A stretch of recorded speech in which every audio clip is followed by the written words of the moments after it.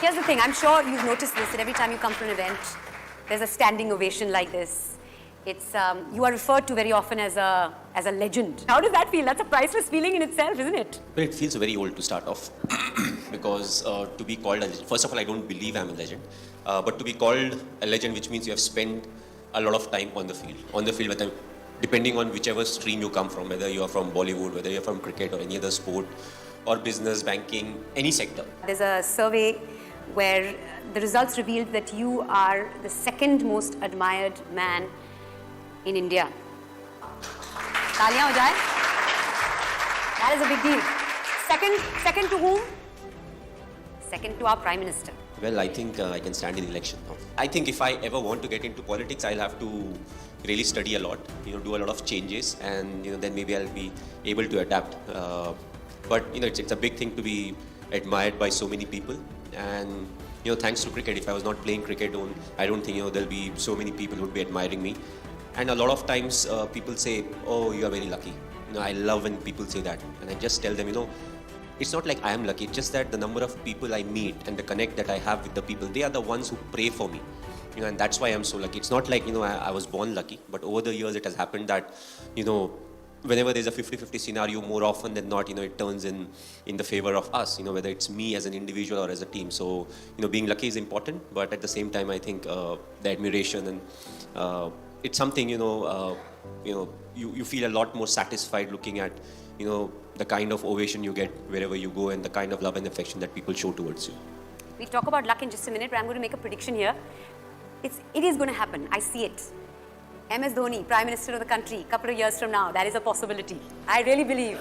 And then when this happens, you said Mandira Bedi predicted it, okay? Sitting on stage talking to Dhoni. But I think that's more pressure than, trying to win a World Cup. You don't take pressure. Imagine especially with the banking sector and everyone, the GDP is going down, the financial deficit is happening, export, import, all that thing. We are a big country.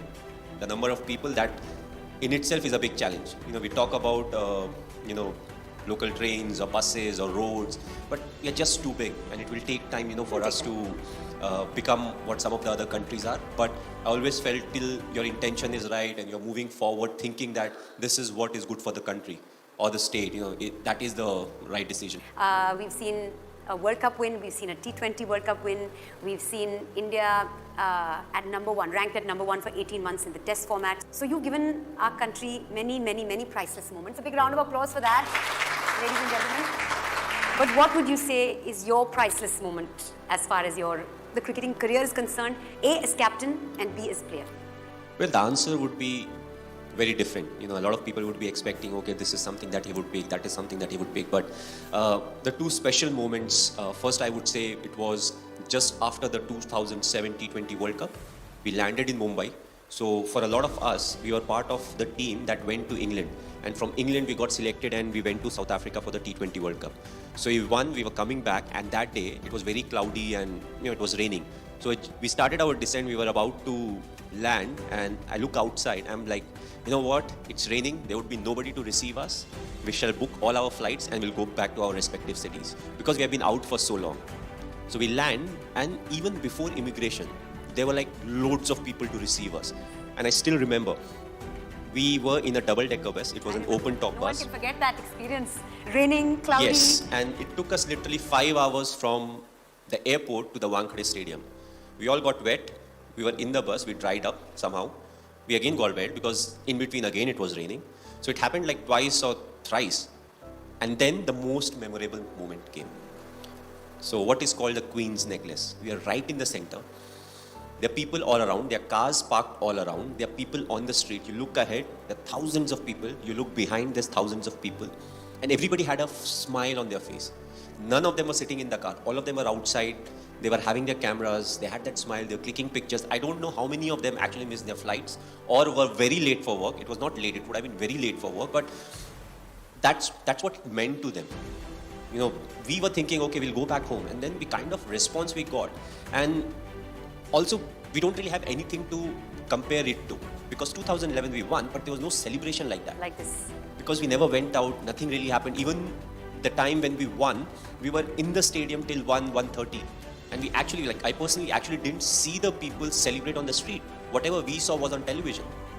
So, you know, that was a very memorable moment. The second would be, it was during the 2011 World Cup. It was during the finals. We were we were playing at Wankhede. And it was like 10 or 15 runs were needed. And me and Yuvraj, we were batting. And all of a sudden, the crowd, they start singing the song Vande Mataram. Oh my God, that gives me goosebumps. And you're right in the middle, and imagine 40,000 people, you know, saying Vande Mataram. And so it used to start from, let's say if it started from North Stand, your ears actually move because it goes around. So that would be my second most memorable moment, or one or two, you know, I can't really stack it saying this was the preferred moment, but it was something that was very, very special. And I don't know if I would ever be able to witness something like that, because you may have 40,000 people singing the national anthem or singing the national song, but that atmosphere, the moment, the hard work that was put for that 45, 50 days, you know, during the World Cup, whether it will come or not, you know, so I feel these are the two priceless moments when it comes to my cricketing career, and there have been lots of other moments, but these two I think were very, very priceless, you know, to me. What advice would you give a youngster today who's getting into cricket or sport, any kind of competitive sport maybe? The youngsters today, the only piece of advice I would give them, which was very relevant when I made my debut or people in the 80s played, cricket is the core. You take care of cricket, everything else will take care of itself.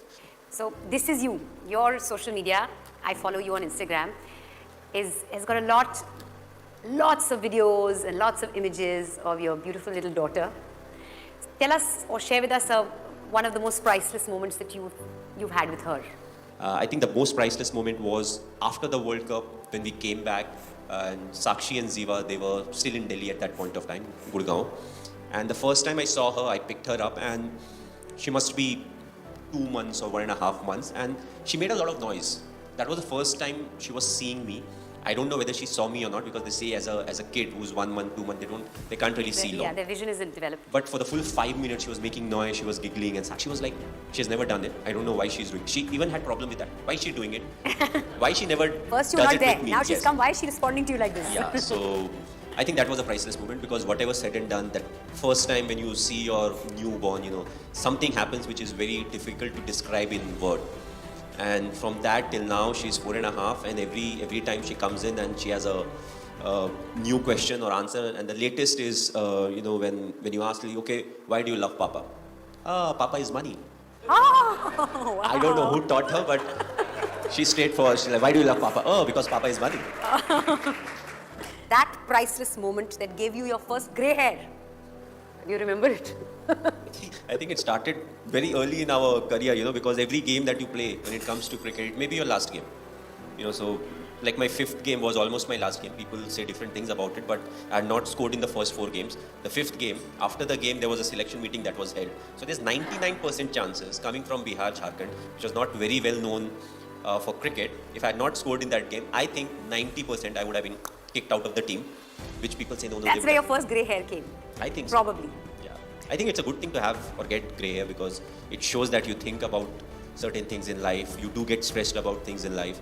But the amount of grey hair and beard that I've got, I think if I don't color my hair, I'll be like Amitabh Bachchan. That's how grey I am, you know. So. Really? Yes, at 39. See, that's one secret that he's just shared with us. No, See, this I have shared with a lot of people. You have? Big round of applause.